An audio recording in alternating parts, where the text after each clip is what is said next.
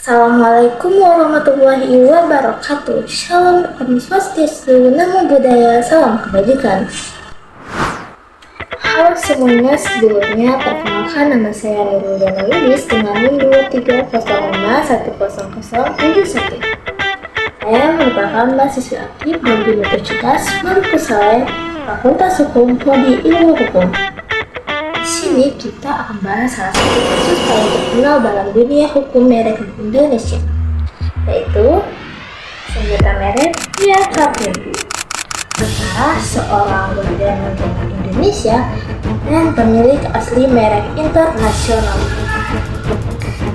Kasus ini bukan hanya soal hukum, tapi juga soal etika, niat, dan cara berusaha yang baik di tengah persaingan global. Sekarang coba bayangkan, ada nama merek dunia yang sudah dikenal luas, sudah diakui, dipakai oleh desain internasional, tiba-tiba didaftarkan sebagai milik pribadi oleh orang Indonesia dan diklaim sebagai merek lokal. Itulah yang dilakukan oleh Alexander Satrio Wibowo yang pada tahun 1977 mendaftarkan merek Pierre Cardin di Indonesia. Padahal nama Pierre Cardin bukanlah nama umum. Itu adalah nama asli dari seorang desainer Prancis yang terkenal sejak tahun 1950-an dan punya reputasi besar di dunia desain dan kosmetik. Menurut saya pribadi, tindakan Alexander ini jelas merupakan bentuk penjiplakan yang dilakukan dengan niat tidak baik. Merek seperti Pierre Cardin tidak lahir dalam semalam.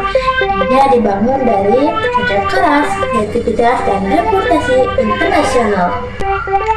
Jadi sangat tidak masuk akal kalau ada orang Indonesia tiba-tiba memakai nama itu untuk produk lokal dan mengklaimnya sebagai milik sendiri. Ini bukan cuma soal sengketa merek.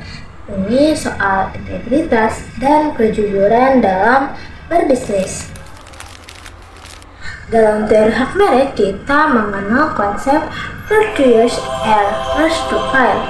Tapi yang paling penting adalah etikat baik. Merek adalah representasi dari identitas, reputasi, dan kepercayaan konsumen. Ketika seseorang dengan sengaja meniru merek terkenal untuk keuntungan pribadi, maka dia tidak hanya melanggar hukum, tapi juga menyesatkan publik sebagai konsumen. Bayangkan kamu beli parfum Pierre Cardin lokal, padahal itu bukan produk asli. Ini menipu, kan? Nah, karena itulah Mahkamah Agung akhirnya membatalkan merek Alexander lewat putusan nomor 49-K/Perdata/HKI/2012. Dalam pertimbangannya, Mahkamah menyatakan bahwa pendaftaran merek Pierre Cardin oleh Alexander Satrio Wibowo terbukti dilakukan dengan etikat tidak baik dan melanggar prinsip perlindungan terhadap merek terkenal. Pasal 6 ayat 1 huruf B Undang-Undang Nomor 15 Tahun 2001 atau Undang-Undang Lama menyatakan merek ditolak jika memiliki kesamaan pokok dengan merek terkenal milik pihak lain. Dan dalam Undang-Undang Nomor 20 Tahun 2016 yang berlaku sekarang menyatakan pasal 21 ayat 1 huruf B merek tidak dapat dibatalkan jika memiliki persamaan pada pokoknya dengan merek terkenal. Pasal 21 ayat 3 mengatakan merek ditolak apabila diajukan oleh pihak yang beretikat tidak baik. Jadi, secara teori dan praktik jelas bahwa Alexander melanggar hak eksklusif pemilik merek asli. Kalau tindakan seperti ini dibiarkan, maka pasar Indonesia bisa jadi surga pembajakan. Siapapun bisa mencuri nama merek luar, daftar atas nama pribadi, lalu untung besar dari kerja keras orang lain. Dan lebih parah lagi, ini bukan kepercayaan internasional loh, terhadap sistem hukum kekayaan intelektual Indonesia. Nah, putusan Mahkamah Agung ini tidak hanya membela merek Pevardin, tapi juga menegaskan bahwa hukum merek harus berpihak pada keadilan dan kejujuran.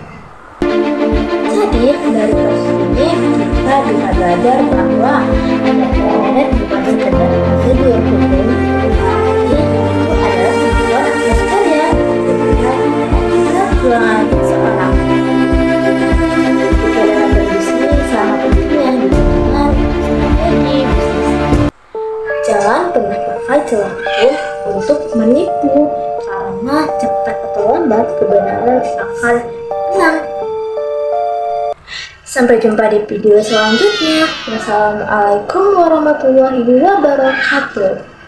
Thank you.